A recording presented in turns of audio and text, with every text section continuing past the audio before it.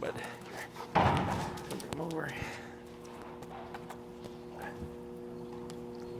So this is a little too loose. It's pretty good, but it's gonna need to be about this 1 or 2 notches more snug. Okay. A little nervous piddler. So you do this? No, not usually. Okay. What's he doing? Nervous piddled. Oh. Yeah. He's not in that since he was a puppy. Let's breathe. Hey, Bree. Careful. Does Marshall piddle with you guys? Does Marshall like nervous piddle with you? Nervous piddle? Yeah. Not with Okay. How's he with new people? He doesn't meet a lot of new people. Okay, because that might be why. Because I haven't handled Marshall. So when he approached me, see how he's kind of like. Yeah, he seems like he's a little nervous. Yeah, so he's just a little timid. Okay, fine. There we go. Okay. So that should be good. Let's go and bring him over this way. Bree's gonna get him up real quick. So this is turned on. Press and hold. There we go. Okay. So what we're gonna do here is we're gonna find that working number that I talked about in the video. So you have connection, perception, and working. Connection is when you see the muscle twitch, but there's no response. So you could be staring at a squirrel and you see it twitching, and he's just like not caring about it. Perception is when you see like a little bit of like, hey, what's going on? And then working number is going to be like a hey, what was that? And we want to operate the hey, what was that kind of response, because that's what's going to make this functional no matter where you're at. The working number may change depending on the environment. So here, let's say it's 35, but outside when there's a lot of dogs, it could be 70. Okay, so as you get used to it, it's really just common sense and logic. And Marshall will tell you what's too much and what's too little. Okay, if you're tapping and tapping and he's not listening, probably too low. If he's jumping around yelping, probably too high. Okay, so let's go ahead and set our number to 15 here. And I'll have you hold your leash like you had it before, like higher up. Yep. So what we're gonna do, the reason why we're restricting his range of motion is to make it obvious that he's feeling the collar, okay? So when I say tap, you're gonna press that bumpy button on the side and tap, tap, tap. No response, 20. Tap, tap, oh, sorry, tap, tap, tap. No response, 30. That was 20, right? Sorry, 25. Yeah. We put the long prongs on there too. I saw, yeah. This is not out the ordinary, it's a super common, okay? Tap, tap, tap, 30. Can you turn the collar on? Oh, I thought I saw a flashing blue. Oh, I don't think it's on. Hit the vibrate, the page on front. Did you feel vibrate? Oh, no, then it's not on. Yeah. So that could be part of it. So let's go ahead and turn that on. I thought I saw a blue light. That's how I was like, oh. Okay, do you want me to start with 10 again? Or 15. Yeah. And then hit the pager, double check that we got it powered on. Alrighty, cool. Alrighty, and repeat, and tap, tap, tap, 30. I mean 20. 20? This is so sensitive. Yeah, tap, tap, tap. And if you land like, you know, a notch or a digit or two off, you're fine. 25. Mm-hmm. Tap, tap, tap, 30.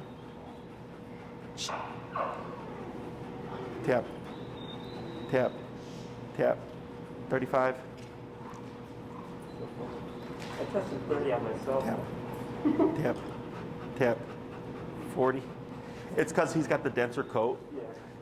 Yeah. So it's a lot of this connection stuff. Tap, tap, tap, 45. Tap, tap. There we go. Wait a second. Tap, tap, tap, 50.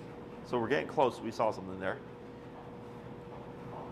Tap, tap, tap, 55.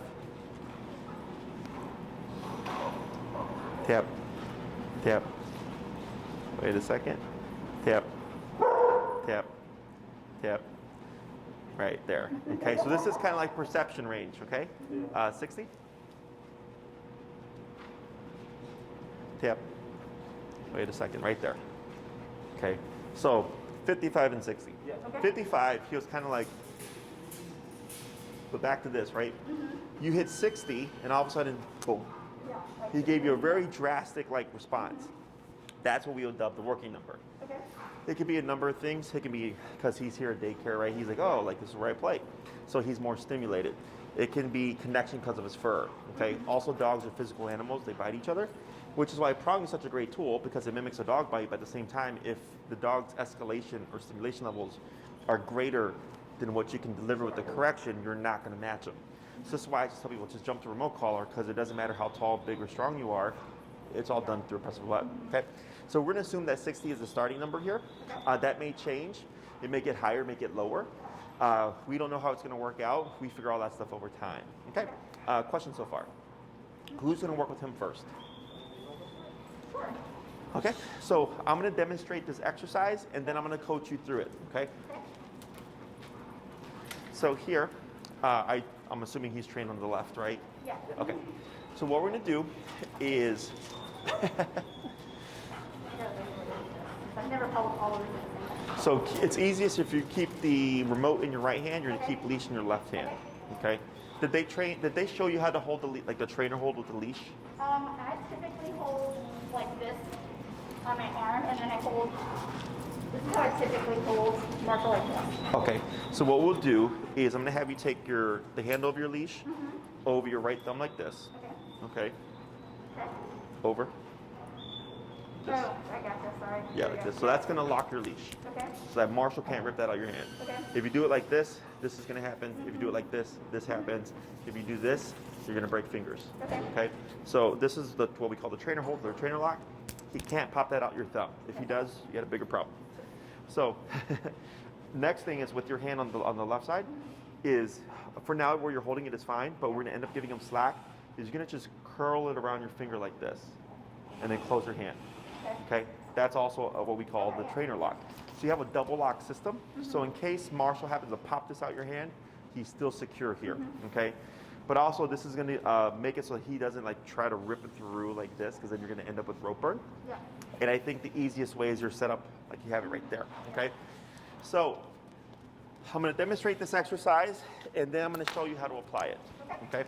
So for Marshall, we have 3 things that I'm going to be giving you directions on. I'm going to say turn, tap, and pull to your left. Okay? So when I say turn, when Marshall gets ahead of you, you're going to make a 180 turn to your right like this. Okay?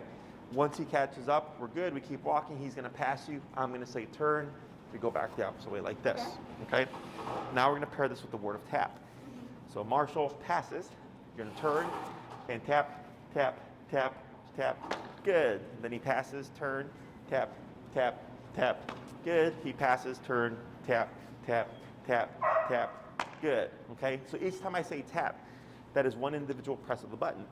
It's if I say tap, tap, tap, that's your rhythm. If I say tap, tap, tap, tap, tap, that would then be your rhythm. Last thing is going to be pull to your left. So sometimes the dogs will flush over to the right side. You're going to keep your movement and pull to your left and tap as I say tap at the same time to flush Marshall from your right side over to your left side. And then you're going to just keep walking. So those are the 3 primary things. There's going to be other directions, but those are the 3 most important ones. Okay? Last thing we're going to do is we're going to give Marshall slack to make mistakes. So go ahead and ease up on your leash here. A little bit more. Go ahead and pull up on your leash to pop him in a sitting position. Marshall, sit. So pull up and pull, pull, pull, and release. Okay, now you're going to give a little bit more slack. About there. Relax your arms completely. We'll start right there. So you see where the leash is kind of by his armpit? Okay, that's like what I would call like the perfect length. Okay, I think it'd be a little bit longer, but we're going to start with this. It's enough to give him the opportunity to get away from you, but not so long that it's going to get tangled in his feet. Okay? Questions? Alrighty. So I'm going to instruct you. You're going to make mistakes. Don't worry. They happen. Okie dokie. When you're ready, forward. And no words. Okay? No heel, none of that stuff. Turn. Tap. Good. Turn. Tap. Tap. Tap. Good. Keep forward. Good. Turn. Good. Go ahead and speed up here.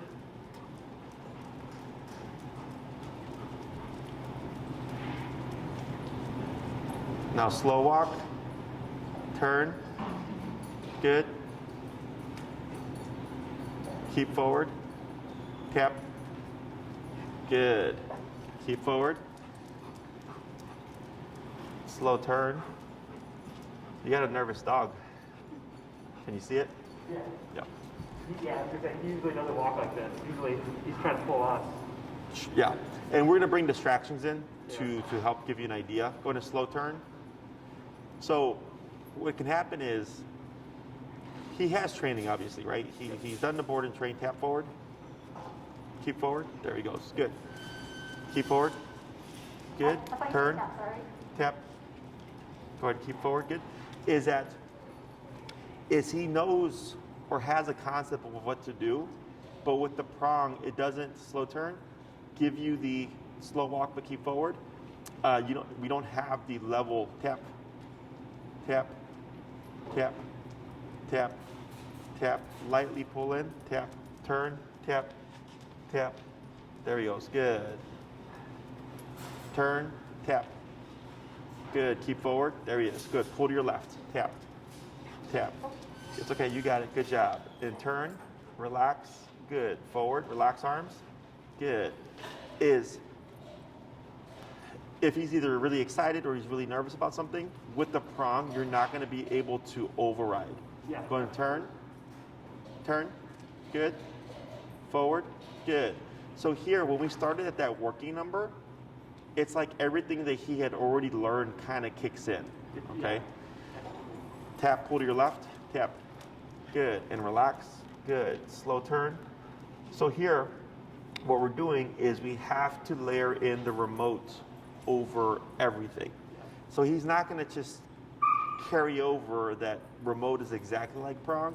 It's very similar in how we use it, slow turn, good turn, and then slow walk but keep forward. So that's where these pull to your left, tap, tap, good, and then relax, good. Pull to your left, tap, tap, good, and relax, good. Keep forward, good. Slow turn, good. Go ahead and speed up. So here, finding opportunities where he's going to get off of the body, slow turn, to give us the opportunity to tap and layer in the remote. Pull left, tap, tap. Now slow walk, keep forward. Pull to your left, there you go, tap. Good, keep forward, excellent. Going to pick up pace. It's okay. Now turn, good, forward. And if he hugs too close to your left leg, as best you can, just power through and walk straight. We're gonna cover something that's gonna help fix that. Okay, slow turn.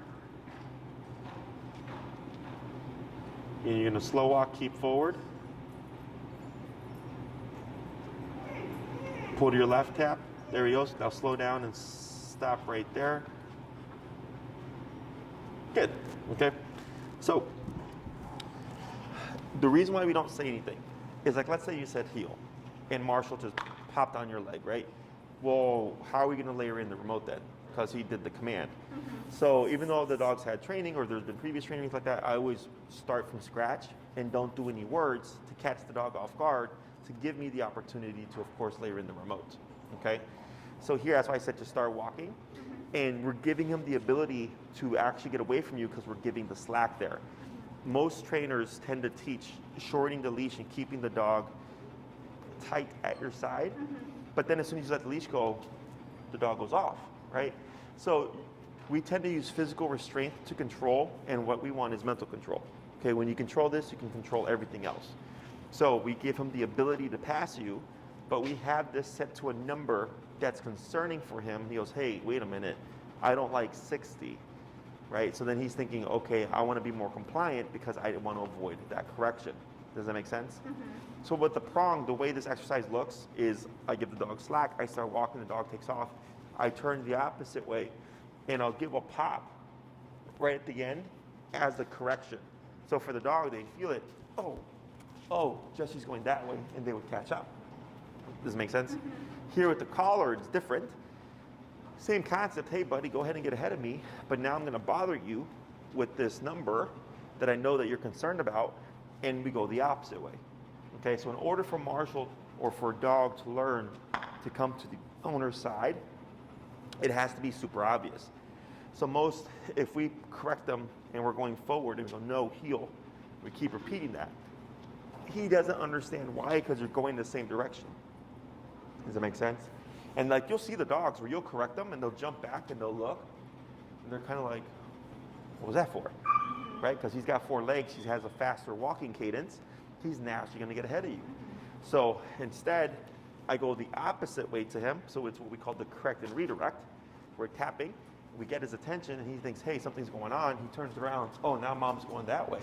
He catches up and disappears. Then you keep walking and he passes and you turn and start tapping. He sees you going the opposite way, he catches up and disappears, okay? And then we had the left side, the right side thing, right? Because he's thinking that the pressure is because of him walking here. So we get a little bit of confusion. So now he's thinking, okay, what if I go to the right side? So we pop in with pressure again, a little bit of leash guidance to bring him over to the left side, but the collar is making him come over. You're not physically yanking him. He doesn't normally do that. That's why, but clearly you knew that was going to happen. Yeah, that's why I was like, pull when I say pull left, you're going to do this, right? So it's super common.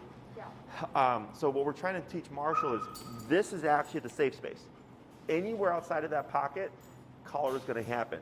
So that's why he started coming in and hugging next to you, because then now he's associating that collar means to come into that left side. Okay. Does that make sense? Yeah. Questions? The other thing is this should never feel like an argument. Okay. Okay, so like let's say you're tapping Marshall, but he's still pulling and all that stuff, and he's all over the place, and you're like on 30 out of whatever, you're too low. Okay, right here, within a couple of taps, you could see him right away just giving into the pressure. It should be very simple. Okay, if you're ever arguing with him, we're most likely too low. Okay. If he's yipping and yelping, then you're probably too high. Okay, other questions? So what we're going to do now is we're actually going to give Marshall a little bit more slack. Okay. Okay. And now relax your arms. Take up a tiny bit. That's good right there. Yep. Okay. And instead of going forward, just pivot off to the right. Okay. Yep, just walk. Good. There we go.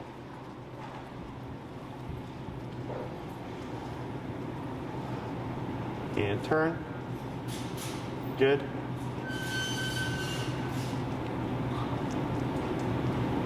See how he keeps looking at her? Yeah.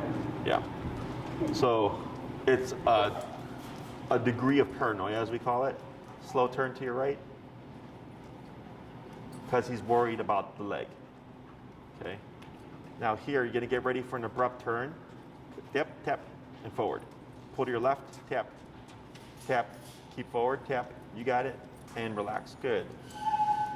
Slow turn. Yep, and pick up speed. Good. Turn, tap. Good. Slow turn. Good, and then pick up speed.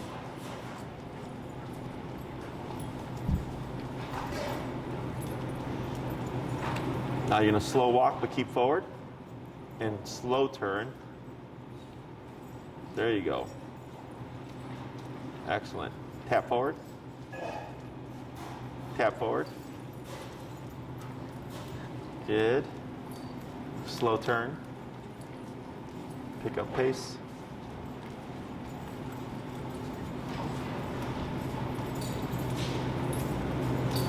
And here, you're going to make a wide turn so that you walk kind of alongside the pen here, okay? So yeah, a little bit of wide, and right there, turn in, good, and keep forward. Tap, tap, tap, keep forward, tap. Go ahead and turn again, tap, tap, tap, keep moving, good. And you're going to try that again, okay?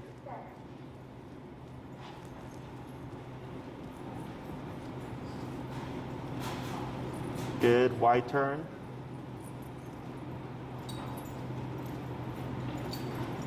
Now slow walk, but keep forward. Yeah, slower. And stop right there. Okay, you're gonna lightly pull forward and tap. Right, now pull, there we go, then relax. We're gonna ignore this for now, okay? So, he's got some confidence issues. Can you see that? Because he's Ducking and stuff, okay? Have you noticed that from Marshall since he was a puppy, or? Not really. I mean, it's hard to tell because we've not interacted with him much other than like with us. And when we're out walking around, he seems fine. I mean, he does, obviously he is reactive and like wants to like get near other dogs and other people, but never seems like fearful really, or like really nervous around stuff. Like on busy streets and stuff, he wants. Okay, so this isn't a bad thing. Don't think like because your the e-collar is like showing this that it's like, oh my god, like we can't train with e-collar.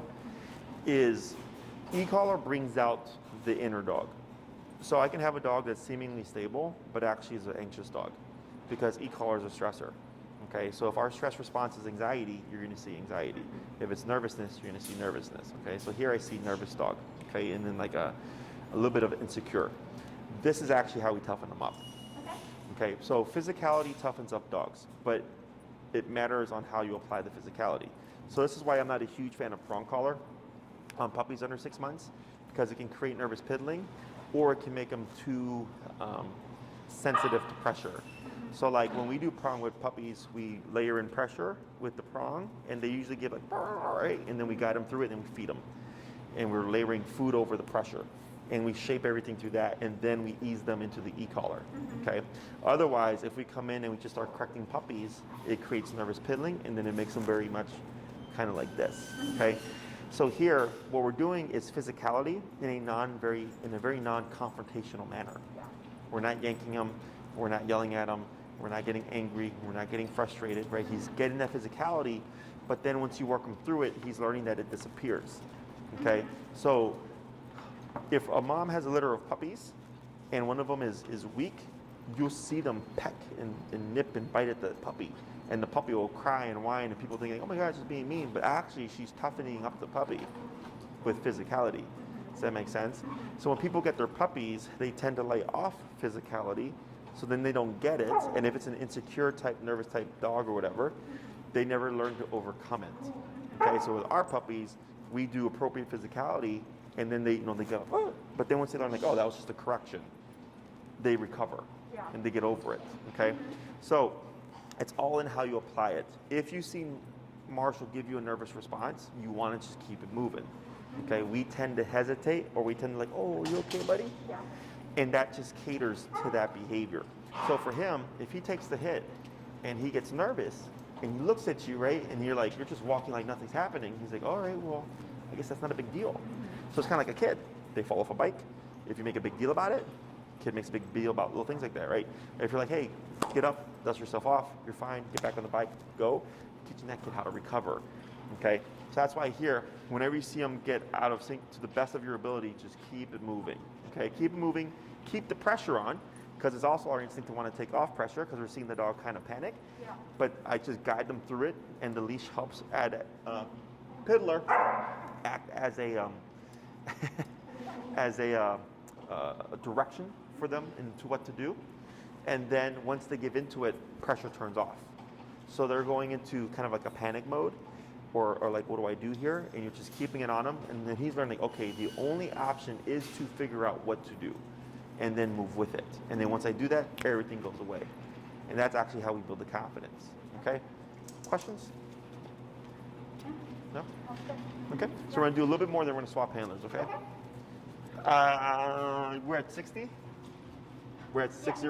Let's go ahead and go down to, we're at what? 59. Let's go down to 50. Okay. Good, and then forward.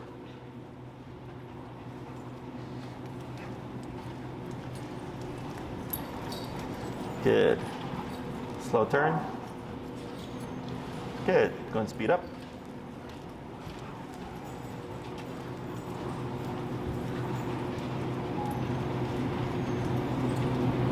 Good. Then you're going to do a wide turn.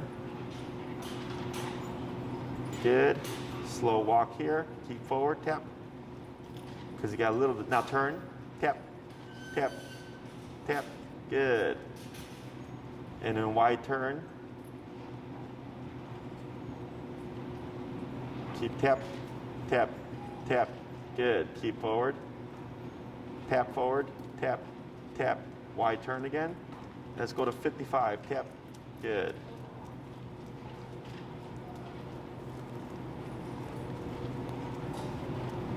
Yeah, keep forward and then wide turn when you hit the wall. Good. Slow walk, but keep forward. Good. Wide turn. Tap. Good. Good.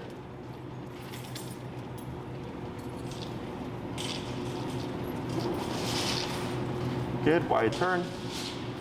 And you're going to walk very slow this time, okay? Tap. Keep forward, tap, tap, tap, tap, tap, tap. Good, keep forward, wide turn, tap. Yep, pull to your left.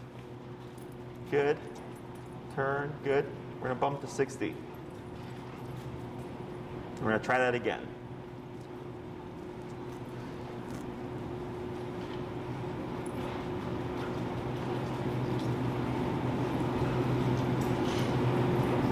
Tap. Good. Slower. And go ahead and pivot back here. Just 180. Yep, like that. That's fine. Forward. And then you're going to 180 again once you hit the end of the wall there. Yep. And real slow, just move forward. Pull to your left, tap. Good. Slower. And stop right there.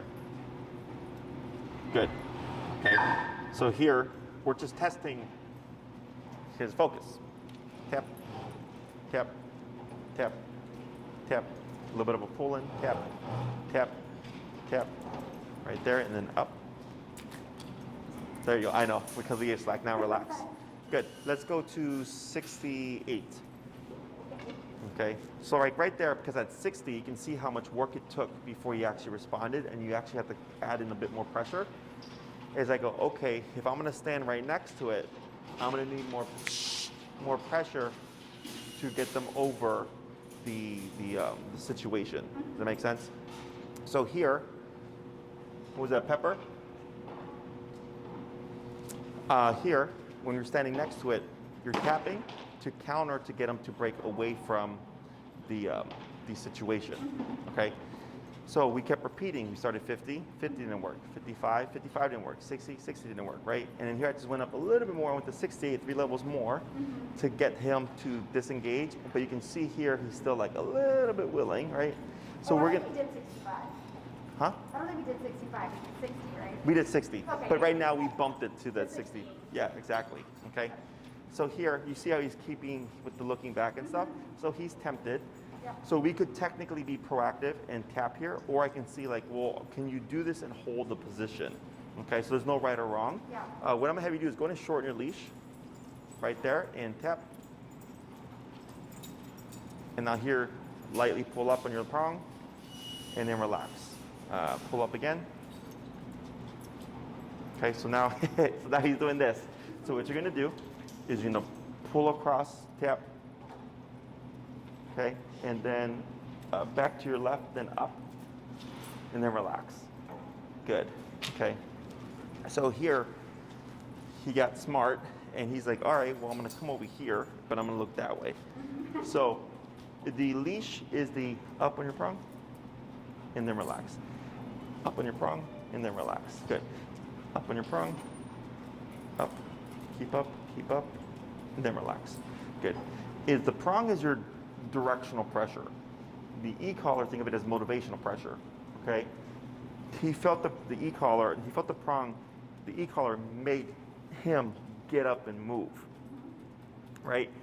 So it's just very subtle on the leash itself and letting the remote do all the work for you. Okay. Okay, we tend to want to physically kind of overpower the dog. Yeah. And when you get a guy this big or bigger dogs, like Yeah. with the prong, it's difficult. So that's why I go to the remote first. Okay, so we're kind of compensating here. I go, I'm not going to put a bunch of physical into it, but I'm going to use this to get you to do what I need you to do. Does that make sense? Yeah. Questions so far? Yeah. Different than just the prong collar? Yeah. This is like the day when we picked him up from training when like, Yeah. when we sent him away. And then like the prong collar just, it very easily, it's just too hard to be consistent with it. Well, that, and it takes a lot more technical skill. Yeah. And one thing is, with the prong, did they show you, like, did they teach you, like, popping it? Okay, Yeah. so I'm going to have you unlearn the popping. Think of the e-collar as your popping, and the leash is your communication of what to do, okay? Because here, for instance, getting them from here to here, it would have technically been like this, right? Of a pop to get him to come over. Instead, I just very subtle pressure, tap, and then he knows to move with it, okay? And then if he shoots back this way, just counter him coming this way. Or like for the sits, or for the downs, instead of popping him to bring him up, you're adding gradual pressure until he gives you what you're looking for, and then you release the pressure, okay?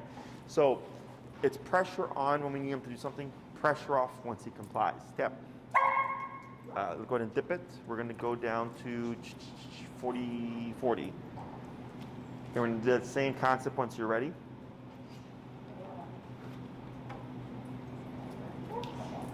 Okay, and then you're gonna pull into it towards the left across from you. There he is, tap. A little bit more, tap. There he goes. And then you're gonna go up. There we go, and then relax. Good, okay. So there, because there was an overhit, he overcompensates. We go down to 40, because that was too much, so we go down drastically. And then a little bit of leash pressure, tap, bring him back, okay? Because we're trying to teach him that it's not the spot or anything that's bad. It's that it's because he's supposed to be on your hip and heel position, and he was getting too distracted by the dogs here at the playpen. Okay? Other questions? Okay. So what we're going to do is we're going to pass off, but we're going to keep him in that position. Okay? So when you come over and you grab the leash and stuff, if you still have the remote, you're going to reinforce the sitting position. Okay. But don't say sit, none of that stuff. Okay? Just Okay. use your prong and the remote. Okay. If you end up having the leash and the remote in your hand, you would then fulfill that. Okay? Go ahead. So we're going to stand still. You're going to come in. Up. Tap. Tap. Tap. Yeah, keep that pressure up. There you go. Then swap.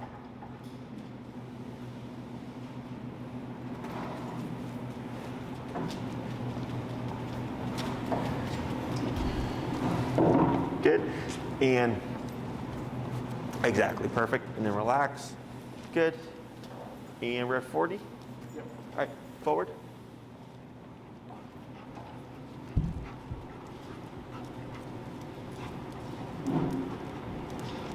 Good. Turn. Tap. Good. Because Corey distracted him there. Here. Turn. Tap. Good. Turn. Good. Relax. Keep straight. Power through. Turn. Tap. Tap. Good. Turn again. Yeah, that's fine. Good. Because he's overcompensating right here. Keep forward. Relax. Power. Walk through him. There you go. Slow turn. Good. And then pick up your pace.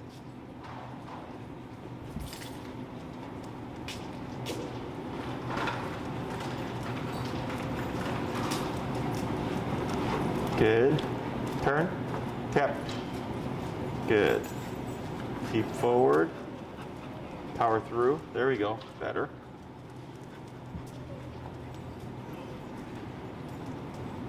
Did they show you how to make left turns?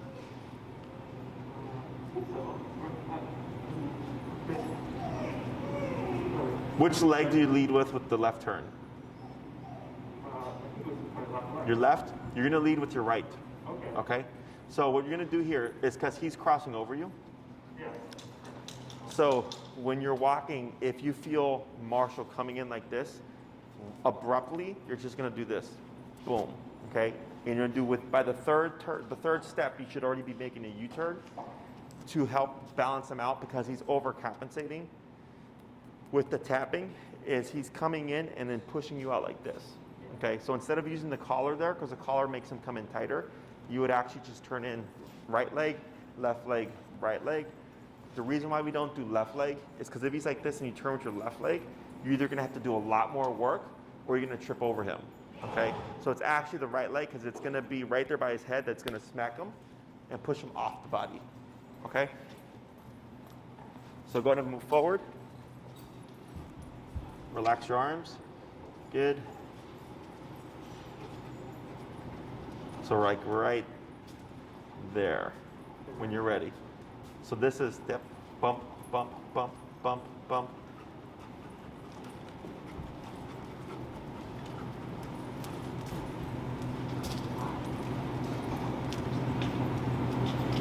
Good. Bump, bump, bump.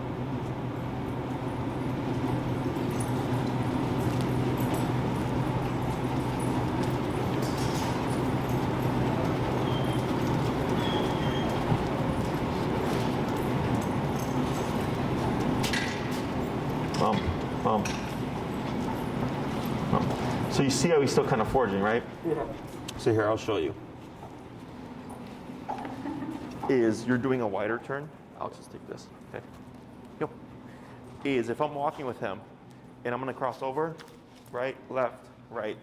Okay. And actually, so by the third step, you can see him naturally wanting to back off the body.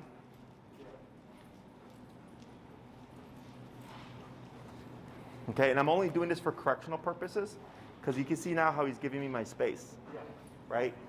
So it's 1, 2, and on the 3, you're already coming back this way, okay? But typically, we would slow down for this. Good. Good. Typically would slow down, but for this, because he's angling like this and getting ahead of you, is we're doing it abruptly because it's a correction as opposed to a communicated turn. Okay, so next class we're going to talk about the pivots and everything. Okay. A lot of people teach left turns with the left leg. You end up doing a lot more work. So naturally, for dogs, if I cross over and I cross my right leg, they'll naturally pivot with you. As long as they're being focused, when you come in, it's much easier for them to turn up with you as opposed to doing this, because then you're constantly having to push them off, right? And it's too abrupt, because since it's here, there's no time for him to see what's going on. Whereas with the right leg, if he sees this, he naturally wants to do this.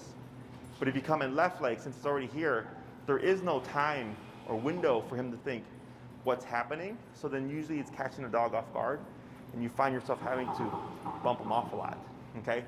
So we're gonna make a couple of adjustments, but then as you work with him, you're gonna see how it's just gonna clear up a lot of communication, okay?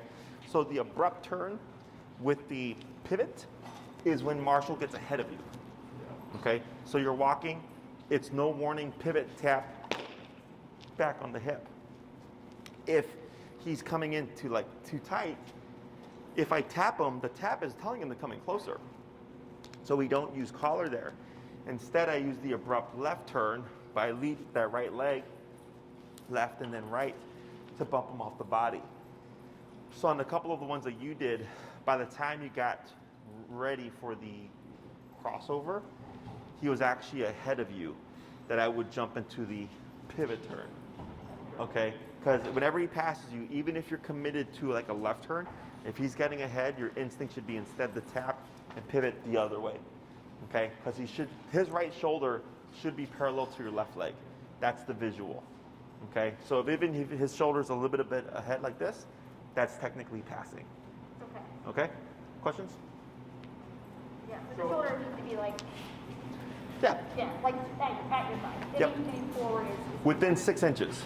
So that's the typical heel position. okay. Right shoulder, left leg, 6-inch gap. Okay. Okay? Tighter is fine, but no more than 6. So like when you were coming by this way, he was kind of drifting like a foot and a half because of the dogs. Yeah. So that's why you were tapping to bring him in this way. Okay. Okay? And then, so when I was walking and I was going to do a left turn and he was ahead of me, you're saying I could do a right turn, tap it, and then try that again. Yes. Yeah. Okay. Yeah. Okay, and then next class, when we actually cover the formal turns, it's going to make a lot more sense. I'm only showing you this because I could see where he was curving in. And when you're on a normal walk, it's going to become a pain in the ass because he's going to push you like into the street or something. Okay, because there's only so much if they push in. If you try to push like this or whatever, it's only so much that will do. It'll be like a constant problem. But as soon as you start to turn into him, now that you're coming into his space, you're going to see him kind of naturally start to back off a bit. Okay? Alrighty. When you're ready, go ahead and move forward.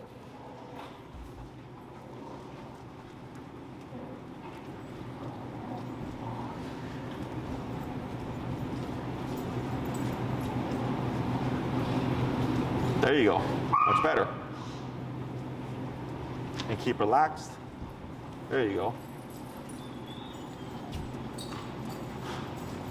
So that's a forge, that's a pivot turn. Pivot turn, tap.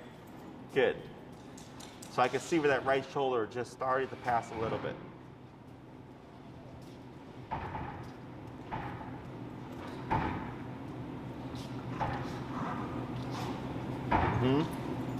Good.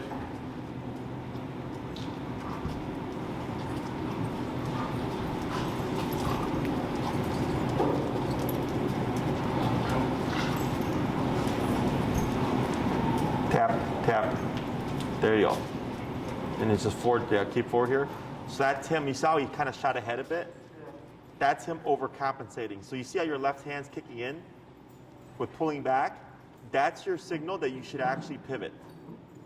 So you're recognizing that he's getting ahead of you, but and everybody's habit is always pull back, right? Because that's also like how it's taught to keep the dog in heel. You want Marshall to make the mistake of forging. So go ahead and give him a little bit more slack. That's good right there. And then relax. Because what happens is he's getting ahead and you're going more to this to restrain him. This will, one, create pulling because the dog's instinct is to go against pressure. But then also he's not fully focused because he's still willing to overshoot, right? So by having it slack like that, it removes that as an option for you because you have to do a lot more to actually kick in with leash pressure, but it makes it super obvious if he's getting ahead of you, okay? So you're doing good about recognizing he's passing. What we want to do is instead of pulling back is just automatically pivot, turn, and tap and go the opposite way, okay? And we're at 40. Yeah. Let's go 45. And forward when you're ready.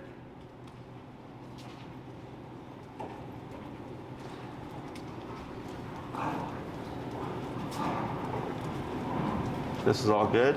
Right, left, right.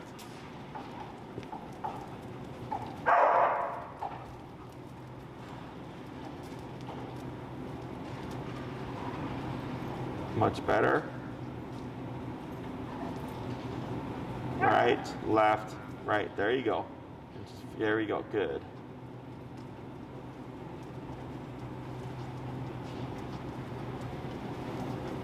Now what I'm going to have you do here is instead of a crossover, you're going to do a pivot turn. Good turn.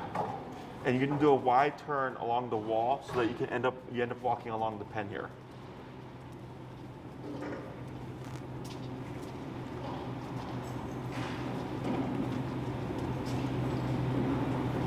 Good.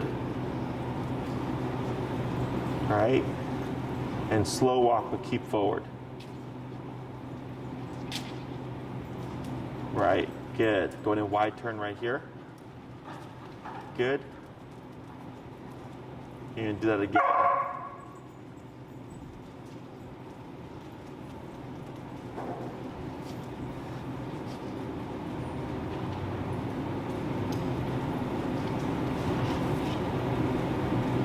Good. And slow and stop. Okay? And we're going to ignore, that's fine, right there.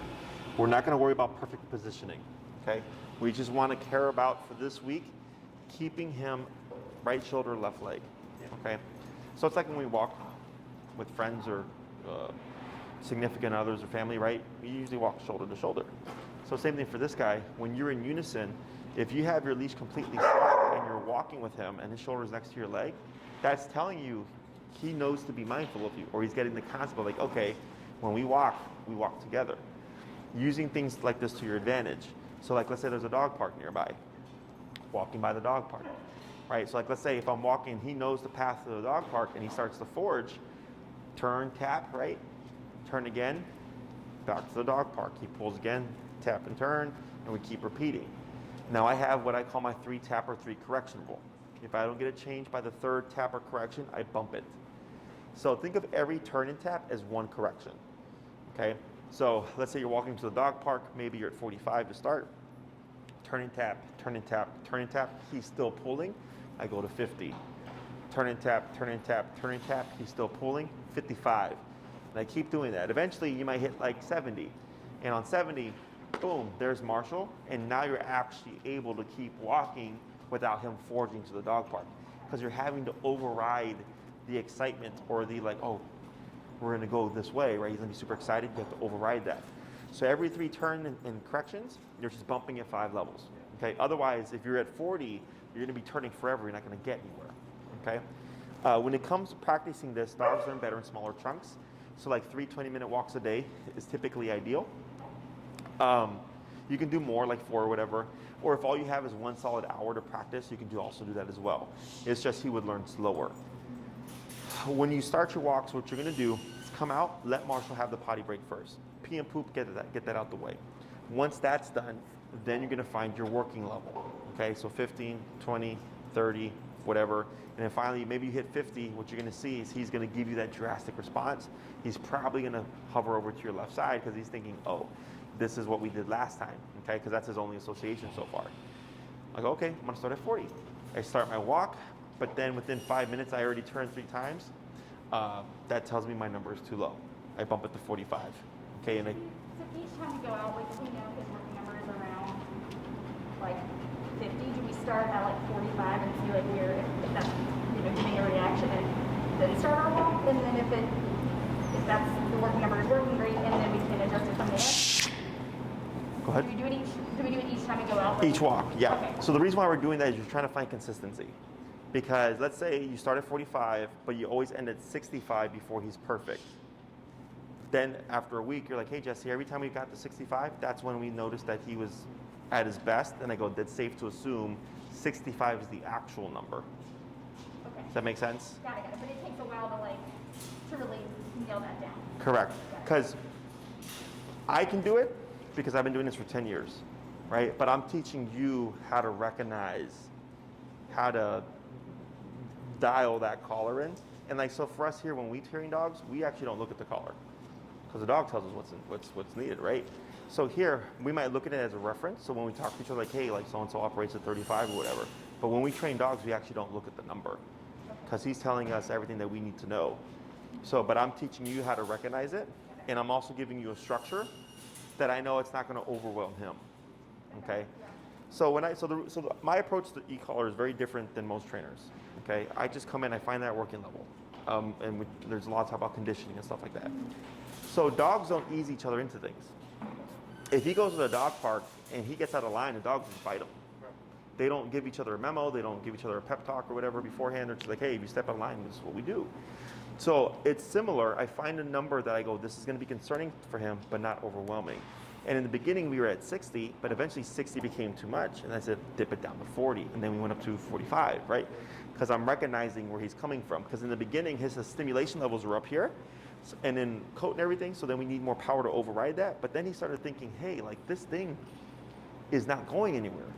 So then the brain becomes more receptive. And it's going, oh, this is now a line of communication. So then it's a balance of as low as possible, but as high as needed, okay? So never get married to a number, that's gonna change.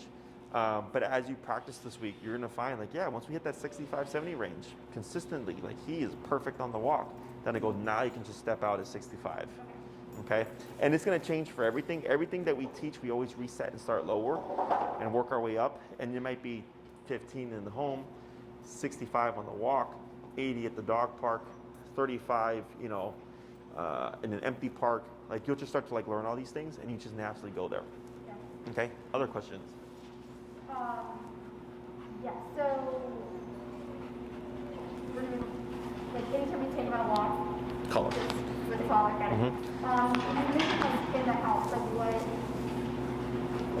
So right now we do the prong collar, and anytime we set up his kennel, and use that as like a correction if he like up from the counter or like is really mouthy or whatever. But could we use the collar like the correction instead of using the prong collar? What I would do, so with the prong, like how, when you correct them with it, does it seem like it resonates? No. Okay. Do you agree Have with you that? ever, well, I knew the answer to that, but, because if it was resonating, that wouldn't have been a question, right? Exactly. Is this telling me that the prong isn't really effective there?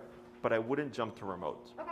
Okay. What we would do is we're going to see what a week of the heel does. Okay. Now what you're going to do here is lightly pull in towards you and tap. And then up. Yep. Good move.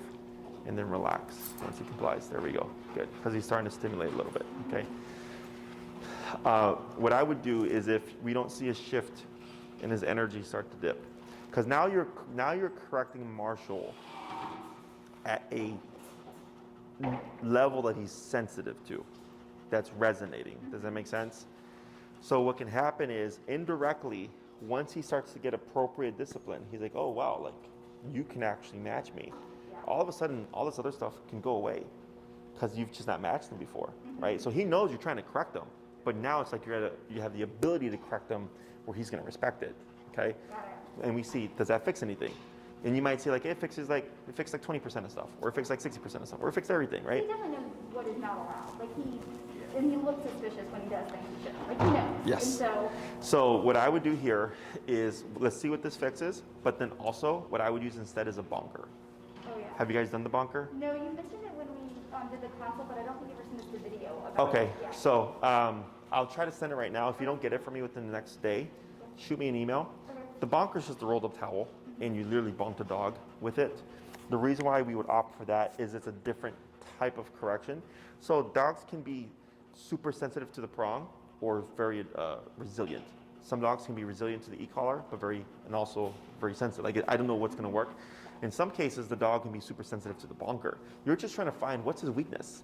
What's gonna be enough of the deterrent where he's gonna be like, you know what, counter surfing isn't really worth my time. Okay. And when you do the bonker, it doesn't require you to have to grab the leash. You can even throw it. And that would work if he was to like take something that he shouldn't. Correct. And ideally, like you said, he looks suspicious. That's where you would correct him, right? But with the prong collar, like he sees you coming, and then like there's a time frame. Yeah, that's correct. Yeah. So with the bonker, let's say I'm here, I got it right here, and I see him being sneaky. Boom. I don't need to even get up. I can catch him off guard. It's like, holy crap, how did you correct me from 20 feet away, right? So you can try it out, see how it works. The only reason why I wouldn't use the e-collar is I'm trying to make you not dependent on it. Okay. In the home, when it comes to behavior stuff, it really should just be a firm correction should just stop that. Otherwise, what's going to happen is he's going to behave well with the collar on because it can match him, but then you remove it, you're stuck with needing something else. Yeah, and the bonker more often than not is enough for people to deter behavior. What you might see is like, let's say you throw the bonker, and he's like, oh, what's this toy you threw at me?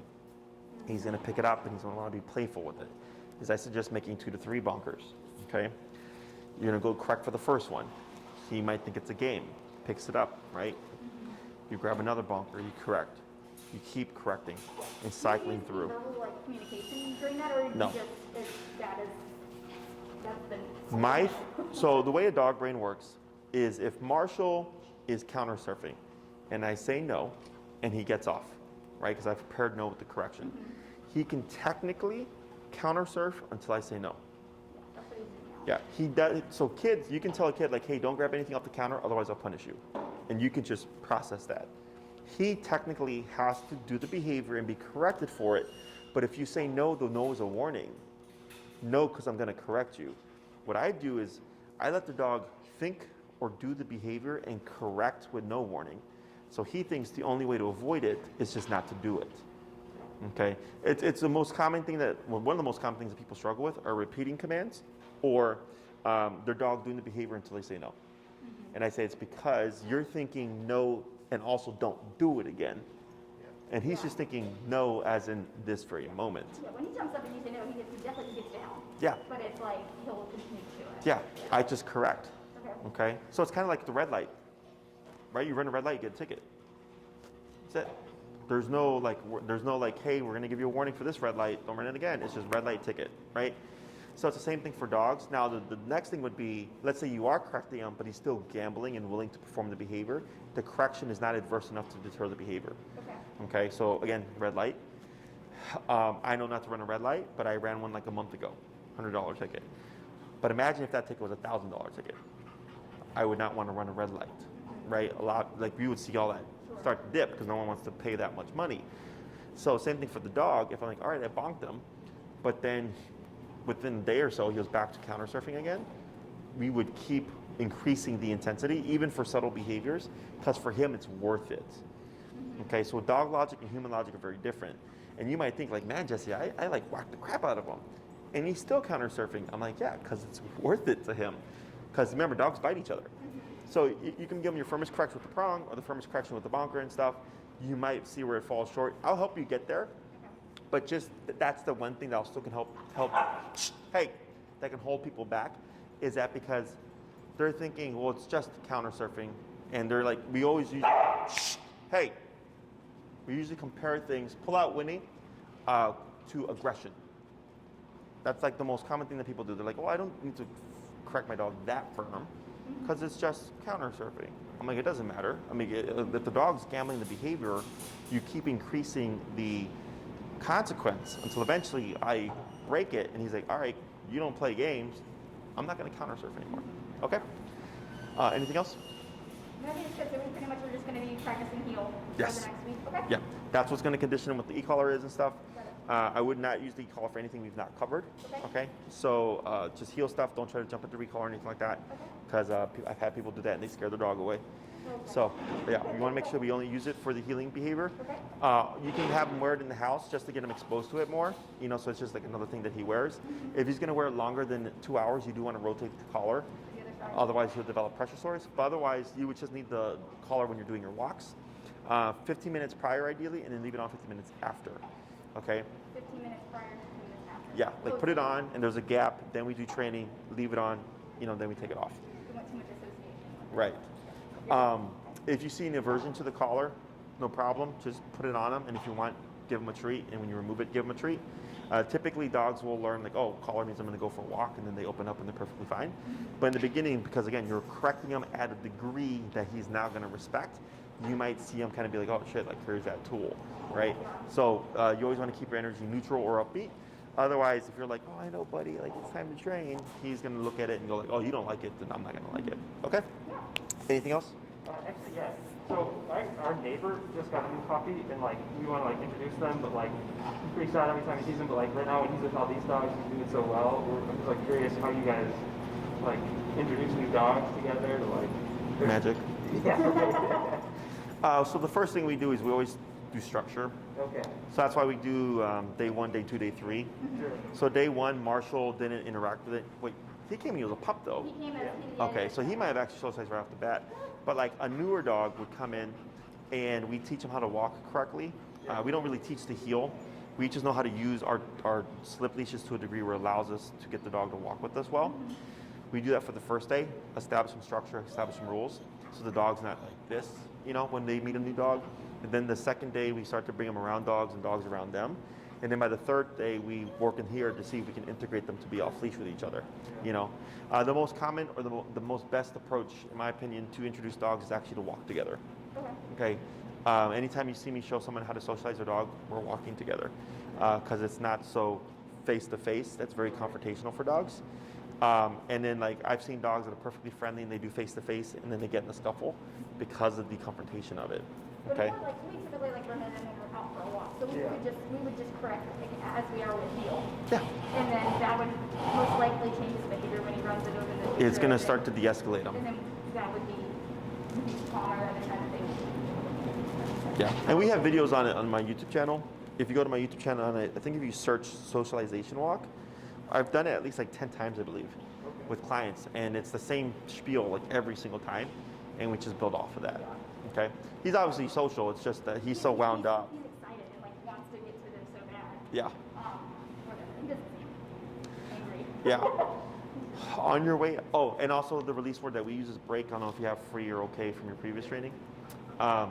Is once you're done with the exercise, just cue the release word, and it doesn't matter what Marshall does after that because he's off the clock. Okay? So on your way out today, expect him to forge because of the pent-up stress from the e-collar today. But otherwise, when you start walking him, that's where it matters the most. I wouldn't worry about so much right now in the beginning. Just let it go. It's not going to work against you because as soon as you trigger the exercise with the collar, it's going to kick in. We're also not going to use the word heel this week. Okay? You're just going to use the collar. So the tap, when he feels 45, whatever, he's going to go, oh. He's going to come to you. That's what's going to make it mean something off the bat. Okay? Good job, guys. Thank you. I'm so excited for a walk. And when you bring them, you can bring them with the stuff. Piddler, bring them with the stuff. And my employees will